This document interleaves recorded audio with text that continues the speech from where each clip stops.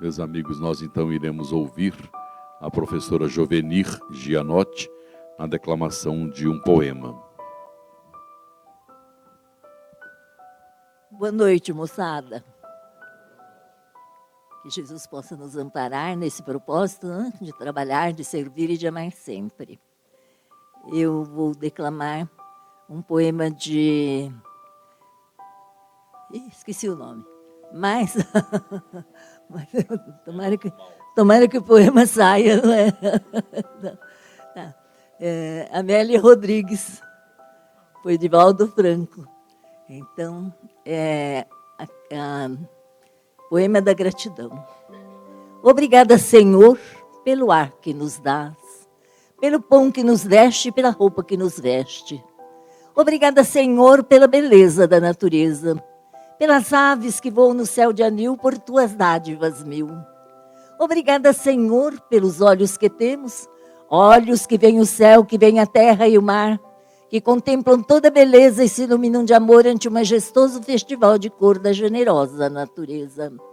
E os que perderam a visão, deixa-me rogar por eles ao teu nobre coração. Eu sei que depois da morte, além da vida, voltarão a ver com alegria incontida. Obrigada, Senhor, pelos ouvidos meus, pelos ouvidos que me foram dados por Deus. Obrigada, Senhor, porque posso escutar o teu nome sublime e então posso amar. Obrigada, Senhor, pelos ouvidos que registram a sinfonia da vida, no trabalho, na dor, na lida, no gemido e no canto do vento, nos galhos do almeiro, nas lágrimas doridas do mundo inteiro e na voz longínqua do cancioneiro.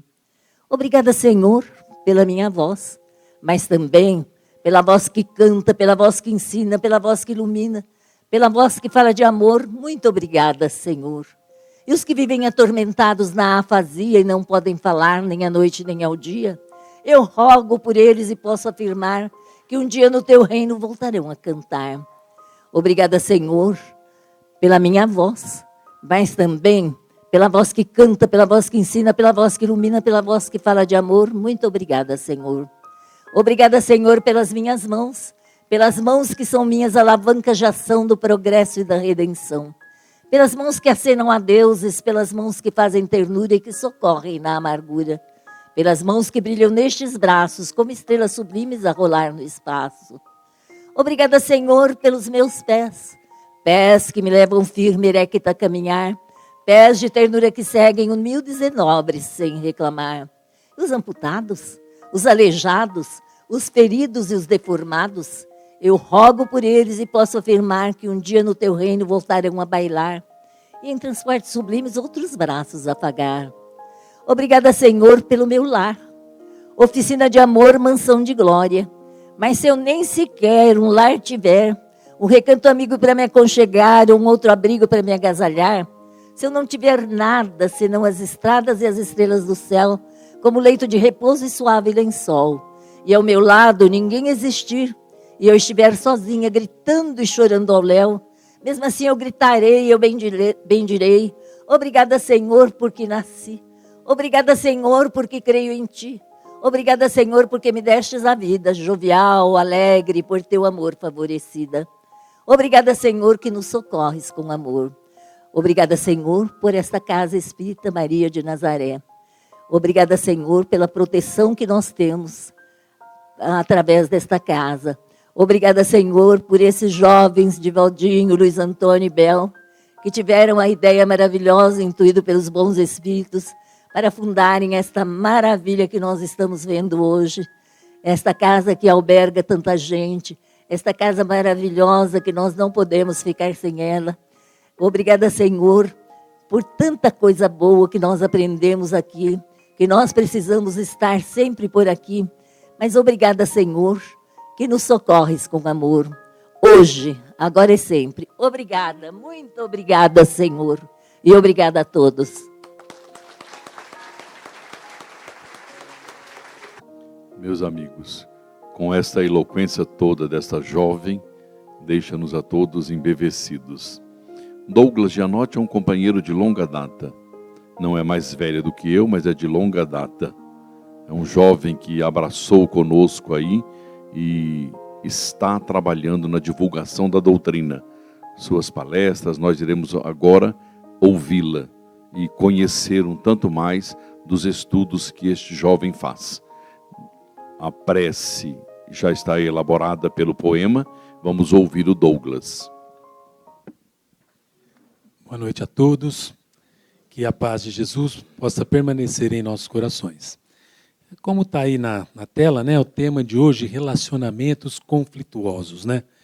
Quem já não os viveu, quem já não os tem, quem não os terá, né? Às vezes no âmbito familiar, às vezes no trabalho, às vezes com um amigo, enfim, às vezes na casa espírita, às vezes em qualquer lugar onde o homem se relaciona, a gente pode ter os relacionamentos conflituosos. Muito embora, na noite de hoje, a gente vai focar mais na relação conflituosa entre os casais. Mas nós vamos ver que tem parte do estudo aí que se aplica a qualquer tipo de relacionamento. E por que a gente vai falar mais entre os casais? Mais no âmbito familiar, na verdade. Porque quando o relacionamento é muito conflituoso com um amigo, você deixa a amizade. Aí no trabalho você já fez tudo, não consegue? Você pode mudar de trabalho. Mas normalmente da família não dá, né? Na família a gente não desiste. Ou às vezes quando desiste é em situações muito excepcionais. Então a gente vai dar um enfoque maior para esses relacionamentos do casamento. Quem não tem um relacionamento conflituoso vai também, hoje, na noite de hoje, poder ver como evitá-lo também. A gente não está nunca infenso a isso, né? Como evitar. Quem tem vai ver como que são as saídas, o que se pode ser feito para se livrar desses relacionamentos que hoje já nem se fala mais conflituosos, falam tóxicos, né? Esses relacionamentos que fazem mal para a gente. Então, a primeira coisa que a gente tinha que entender é o seguinte: a vida em sociedade é uma lei natural? É Deus que impõe essa vida em sociedade para a gente? Porque a primeira coisa que a gente precisa saber, para ter relacionamento, eu sou obrigado a me relacionar com as pessoas, a ter uma vida social? Kardec teve essa preocupação, e na questão 766 do Livro dos Espíritos, ele fez essa pergunta.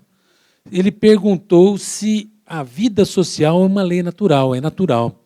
E os Espíritos respondem que sim, que a vida social é uma lei natural, que o homem precisa viver em sociedade. Olha lá, Deus fez o homem para viver em sociedade.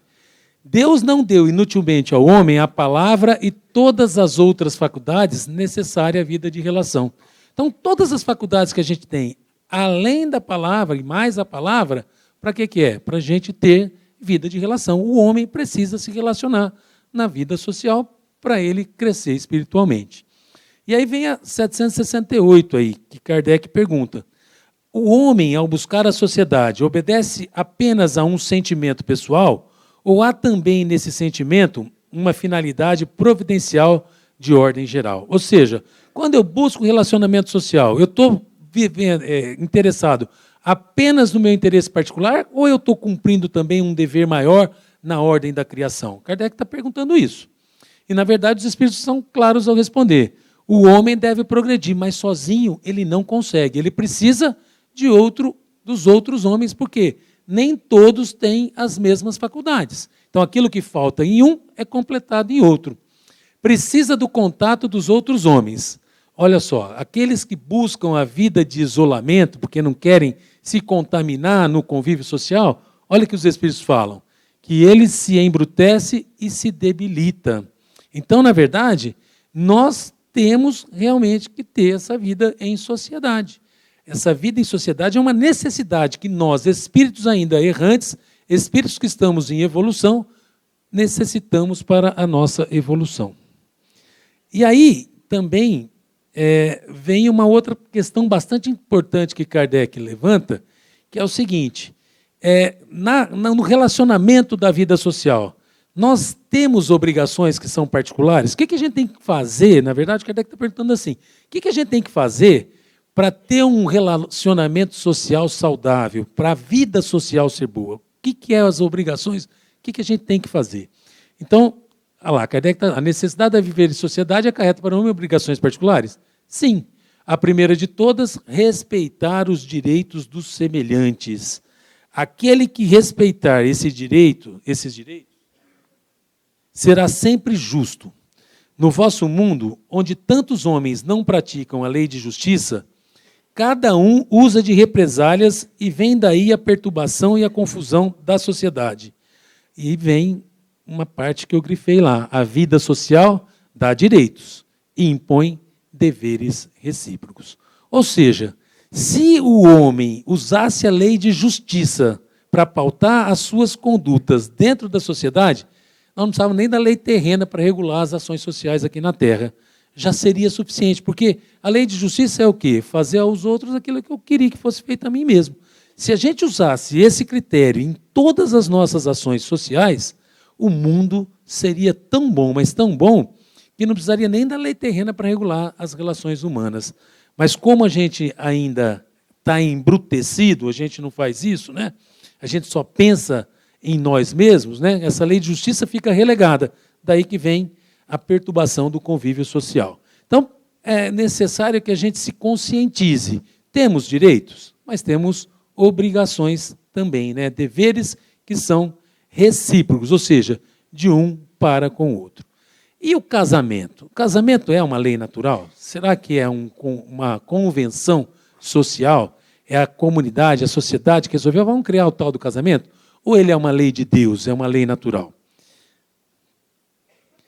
O casamento, ou seja, a união permanente de dois seres, é contrária à lei da natureza?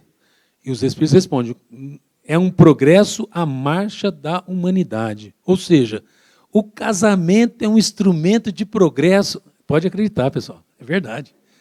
É um instrumento de progresso que Deus se vale para fazer o homem evoluir. Quando a gente fala homem aqui, nós estamos falando homem e mulher, né? É para fazer o homem, o ser humano evoluir. E aí fala, mas isso é verdade mesmo? É verdade, é verdade. Porque a união entre esses dois seres, né, faz com que eles se respeitando mutuamente, né? Olha que a gente viu ali, ó, sabendo dos seus direitos, mas dos seus deveres recíprocos, a vida passa a ser muito boa. A vida, né? E quem casa, na verdade, casa para quê? Casa para ser feliz, né? Mas, na verdade, se ele casasse pensando em fazer o outro feliz, o sucesso do casamento estaria garantido, né? E muitas vezes também a gente fica naquela história, eu tenho que achar a minha metade eterna, no casamento eu vou achar, eu não sou um espírito completo, né? A cara metade, enfim, a alma gêmea. Isso não é verdade. Nós não encontramos uma alma gêmea no casamento coisa nenhuma, né? Porque a alma gêmea não existe. A alma gêmea seria uma alma que a gente precisaria dela para se completar e tornar uma só. E o espírito é completo como ele é. Então ele não precisa de alma gêmea nenhuma, mas o casamento é importante para a sociedade para que o homem evolua. É um instrumento que Deus lança a mão para tanto, né? E aí, vejamos a 696, ó. É tão importante o casamento que Kardec pergunta, qual seria o efeito da abolição do casamento sobre a sociedade humana? Olha lá, vamos supor que nós resolvêssemos, vamos abolir o casamento, a sociedade humana não precisa mais ter casamento. Olha o resultado disso.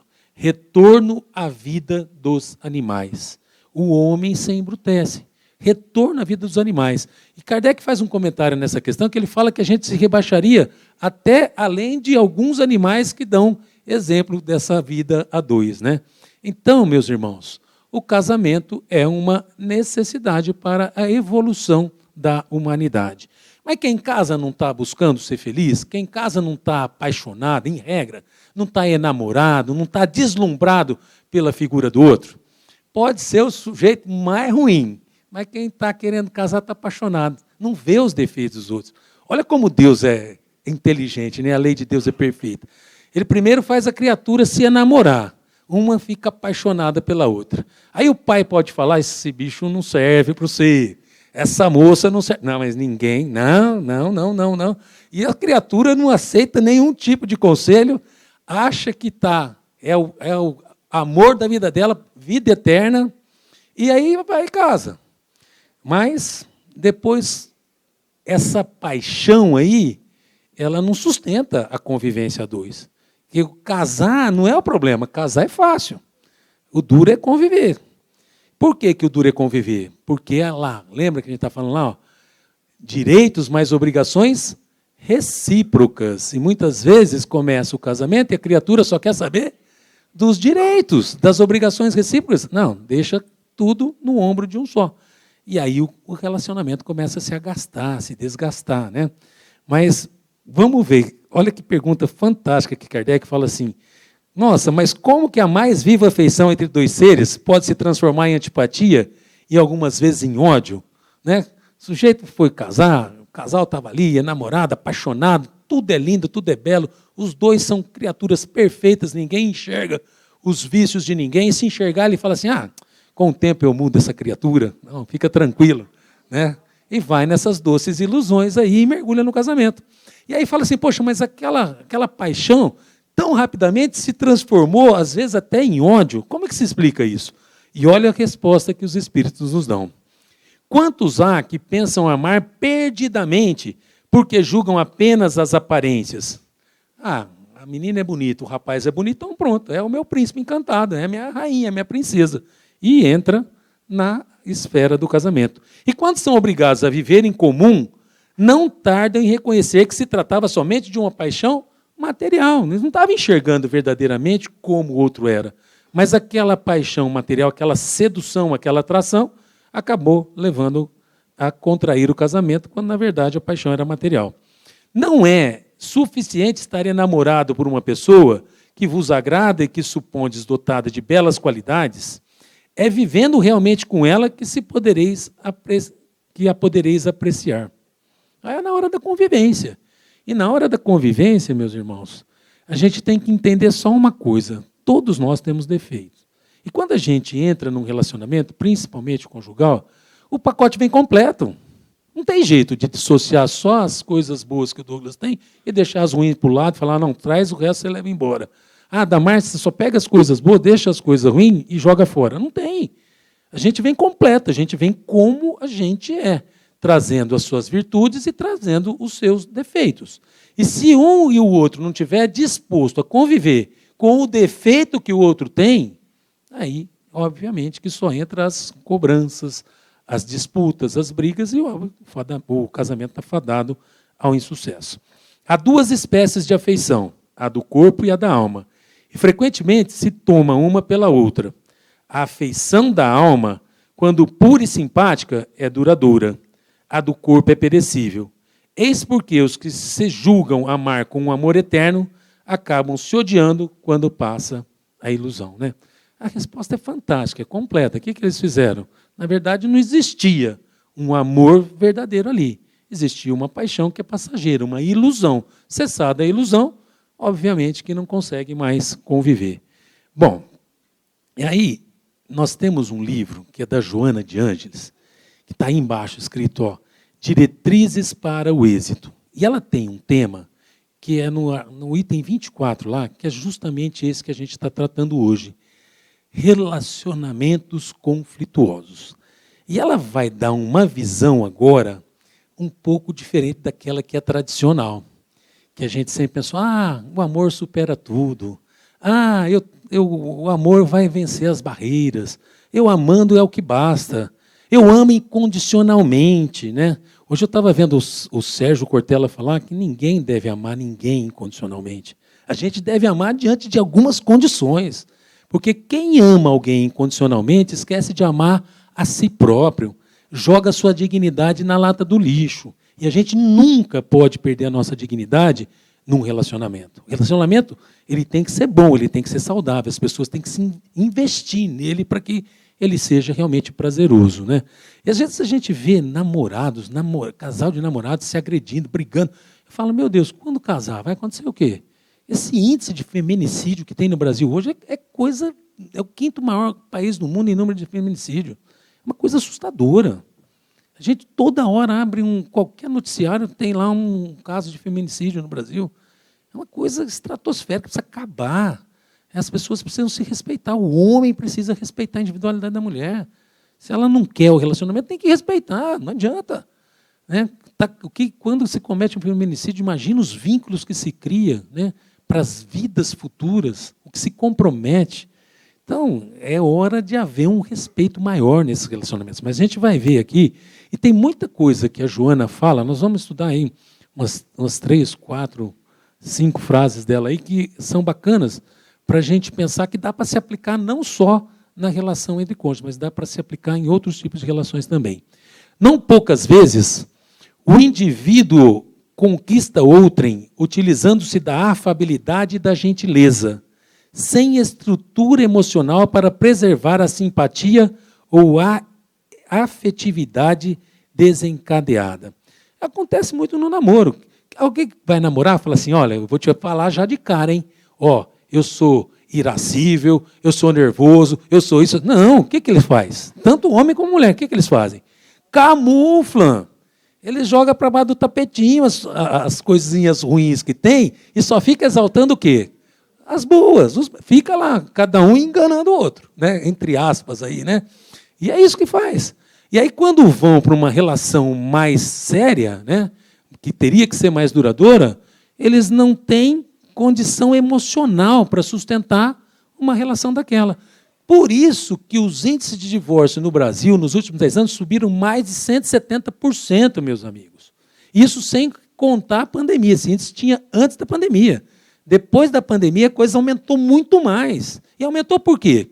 Porque as pessoas se viram reclusas num ambiente doméstico e tinham que viver juntas. E aí não tinha jeito, não tinha trabalho, não tinha outra coisa, tinha que se suportar. E aí, acho que olhavam uma para a outra verdadeiramente e falavam, meu filho, não dá. Aqui não dá. Não, se você é isso aí, eu sou isso aqui, vou largar a mão desse negócio, porque esse negócio não dá, né? Então, é realmente isso aqui. Né? É uma ilusão que se viveu em determinado momento, depois vem as consequências. E aí, olha só, o grande problema é isso aqui. Quando as criaturas têm consciência que não deu, vamos largar, se respeitam, é uma coisa. Mas muitas vezes esse relacionamento tóxico fica ali, e uma suportando, olha lá, assumindo posturas hostis, irrita-se pela menor ocorrência, ou é dominado por constante mau humor, engendra situações cavilosas, falsas, para descarregar os fluidos morbosos, mórbidos, doentes, de que é portador. Olha aí, quando descamba a relação para isso, e um outro fica suportando. Outro fica suportando mau humor, atitudes hostis, né? Muitas vezes agressões físicas. Para quê? Para quê? Ah, mas o amor, ele vai mudar, ele muda, ele vai superar. Não vai. As pessoas não mudam. Mudam sim, quando querem. Mas mudar é fácil. Mudar a personalidade, mudar o íntimo da gente é fácil. É dificílimo. Como é que a gente não consegue mudar a nós mesmos? Como é que a gente acha que vai mudar alguém? É uma ilusão, é uma fantasia. A gente não muda ninguém. Para mudar a nós mesmos, com todos os esforços que a gente faz, às vezes a gente fala, poxa, mas eu não consegui dar um passo na minha mudança interior. Como que eu tenho a ousadia de achar que eu vou mudar alguém? Não muda. Quase nunca se faz amado, tornando-se invariavelmente temido e detestado. Olha que tipo de relação que tem. E aqui eu estou falando, é um tipo de relação, a gente está falando de casamento, mas isso aqui existe em qualquer tipo de relação. Né? A gente foca no casamento, mas tem no ambiente de trabalho, das pessoas não se respeitam, querem subir a qualquer custo, não respeitam ninguém, né? Atitudes que são... Tem, às vezes, entre amigos, né? Depois se tornam inimigos, mas às vezes acontece. Então, são coisas que a gente precisa entender, pensar. Como fazer? Será que essas relações, quando descambam para esse tipo de coisa, elas são saudáveis, elas são boas, elas precisam permanecer? É a questão que a Joana está colocando também. A pessoa de difícil convivência é sempre orgulhosa, acreditando possuir os meios próprios para impor a sua vontade, até o momento em que ela defronta outros do mesmo ou pior quilate, com os quais entra em luta infeliz, num campeonato injustificável de insensatez. Isso aqui é do mesmo livro que a gente está falando, da Joana, tá? Diretrizes, que ela estava falando lá. Tá? Então, olha lá. É sempre orgulhosa a pessoa. O que é orgulhosa? Se acha melhor do que todo mundo. Só o que ela pensa que deve prevalecer, só ela que está certa. Olha lá, acredita possuir meios próprios para impor sua vontade. Não aceita opinião alheia, opinião contrária, sempre ela que está certa, a vontade dela é que tem que prevalecer. Né? Só que quando ela acha outra de igual quilate ou pior, aí o que acontece? Porque quando uma ainda cala, abaixa, fica quieto, bem. E quando ela acha outra do igual quilate? Aí, meu amigo, sai faísca mesmo, não tem jeito, né? E olha só, como ela, num campeonato injustificável de insensatez, porque um comete uma insensatez, o outro fala, não vou deixar por menos, comete uma pior, e vai, e vai. Já pensou no que se transforma, já pensemos no que se transforma um relacionamento dessa natureza? Né? Virou um campeonato. Se fosse um campeonato de coisas boas, né? Mas de insensatez, aí não dá, né? Não se amando, atormentada pela timidez e pela insegurança, fruto de uma educação deficiente sem amor, olha só, normalmente essa pessoa, o que ela tem? Ela não se ama, ela é tímida, insegura, olha só, teve uma educação deficiente, sem respeito nem consideração. Perdeu a autoestima e a alegria real, vivendo numa quase permanente inquietação que procura disfarçar. Conhecem alguém assim? Já conheceram?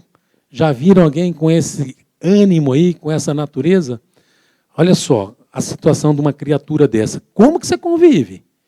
Como é que você consegue ter um relacionamento saudável com uma criatura que tem essas características, né? Explode com frequência para manter-se escondida no abismo da insegurança. Despoticamente, ou seja, tiranicamente, torna-se indiferente às aflições que desencadeia nos outros. A pessoa está sofrendo, ela não está nem aí. Ela faz a outra criatura sofrer e não se toca por isso. Olha só o que a Joana fala. De alguma forma, isso lhe provoca prazer. Vejamos. Criatura subjugando o outro, judiando, maltratando e tendo prazer em fazer isso. Dá para conviver? Dá para falar, o amor tudo supera? Não sei. Vamos ver o que a Joana vai falar lá no final. De alguma forma, isso lhe provoca prazer, porque dispõe de campo emocional mais amplo para descarregar as constantes tempestades internas que a sacodem com violência. Então, ela impõe a sua vontade, impõe tudo, porque a outra nem sequer reage àquela provocação. Conviver com alguém portador desse distúrbio da personalidade é um verdadeiro calvário, especialmente se existe um vínculo de sentimento conjugal ou de parceria afetiva. Olha só, viver com uma criatura dessa no casamento, vocês já pensaram? Esse sujeito que só quer, eu estou falando sujeito, mas a criatura que só quer judiar da outra, só quer maltratar, só explode, não conversa. Quando maltrata, tem prazer. Dá para ter uma convivência saudável num ambiente desse? Na sua morbidez, acredita estar sempre com a razão, sentindo-se incompreendida sempre e nunca se esforçando para conseguir a mudança de atitude. Nem sequer acha que está sempre certo, é aquele que está na contramão, dando luz alta para todo mundo, acha que está sempre certo e não quer sequer pensar em mudar de atitude. Não, estou com certo, o outro tem que sofrer mesmo e eu não vou mudar, eu sou assim, acabou. Como é que faz, né? Olha só o que a Joana fala agora. Ó. Se te deparas envolvido emocionalmente com alguém que apresenta esse distúrbio de comportamento, insiste para que receba tratamento conveniente o quanto antes. Por quê? Porque essa criatura está doente, ela tem que se tratar. Eu não quero me tratar, vou continuar judiando. A outra precisa aceitar? Essa é a questão que a gente está colocando.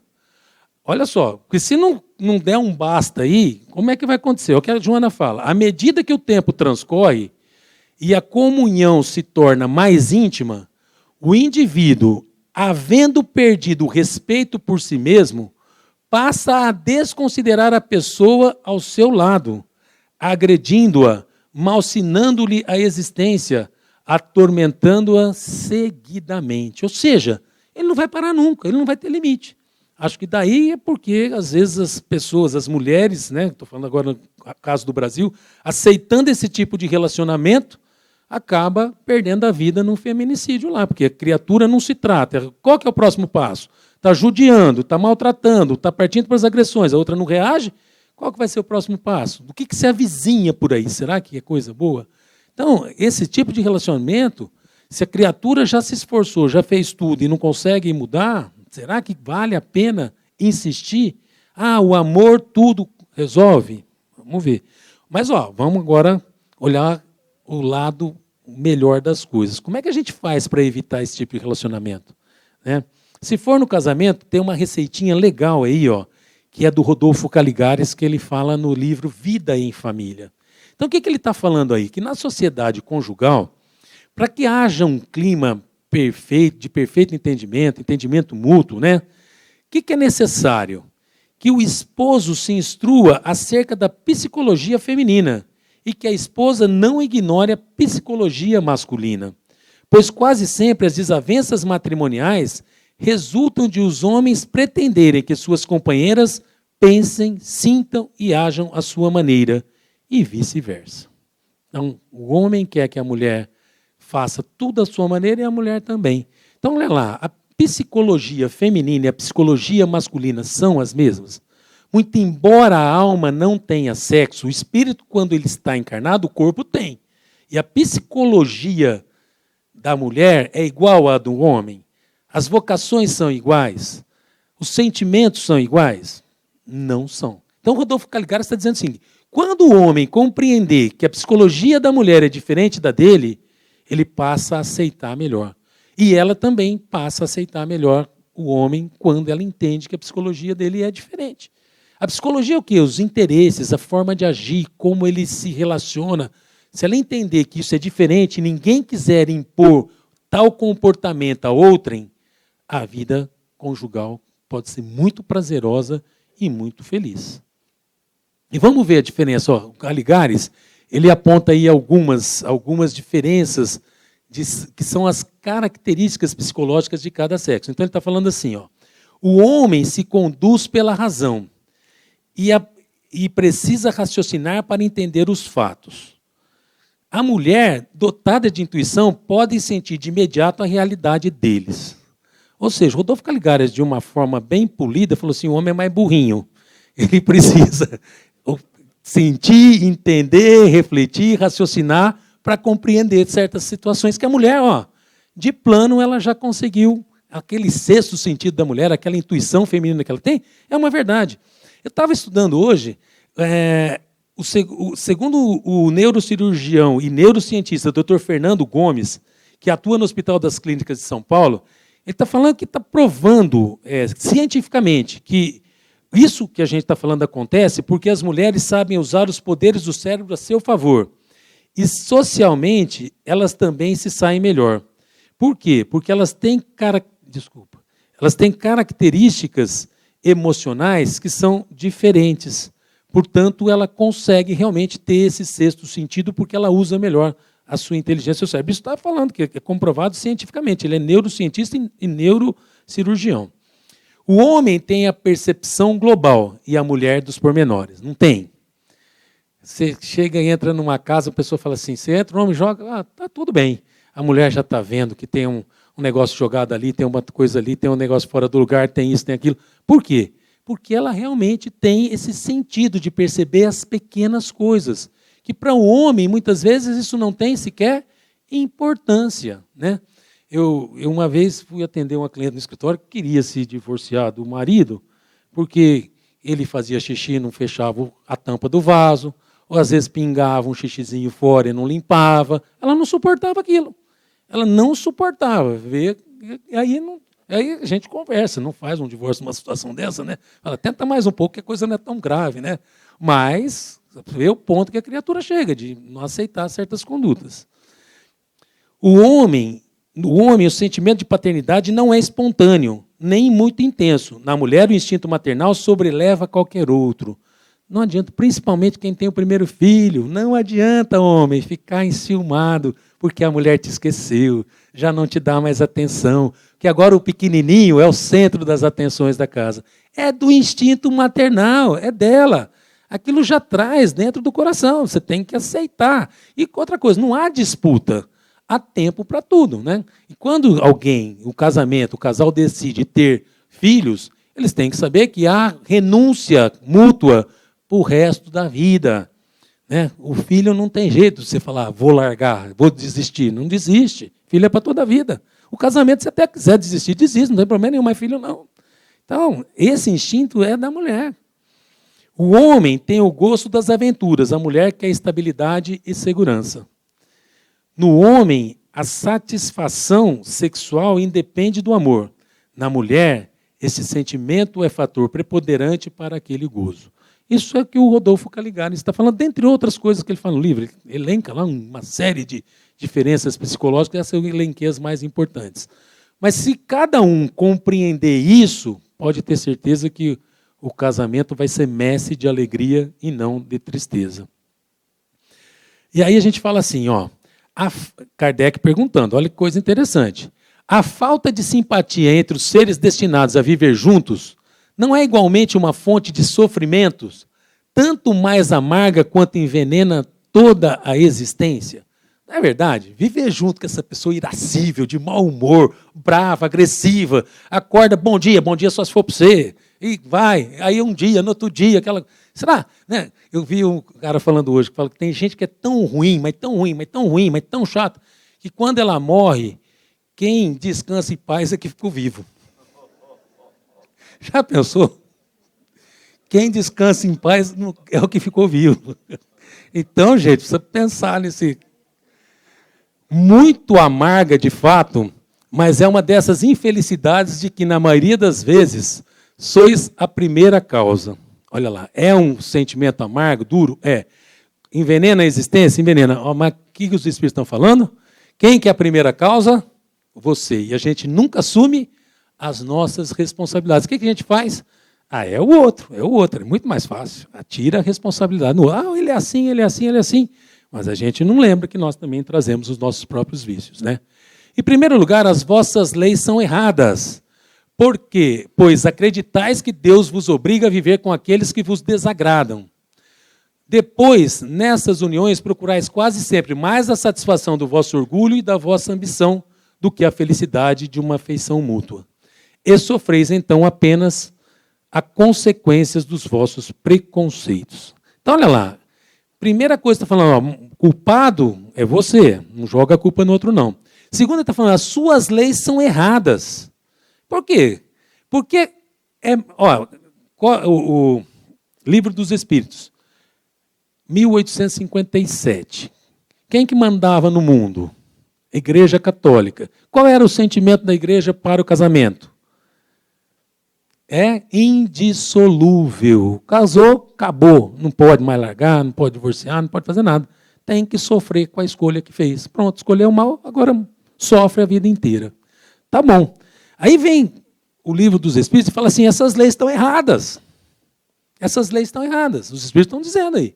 697 Livros dos Espíritos, Kardec pergunta, a indissolubilidade absoluta do casamento pertence à lei natural, ou seja, à lei de Deus, ou apenas à lei humana?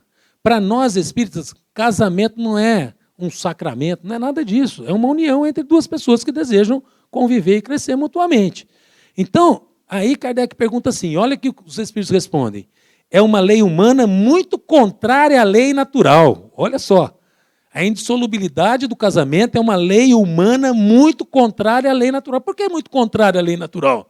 Porque ela quer condenar a criatura a viver infeliz. E Deus quer que a gente seja infeliz? Não, Deus quer que a gente seja feliz.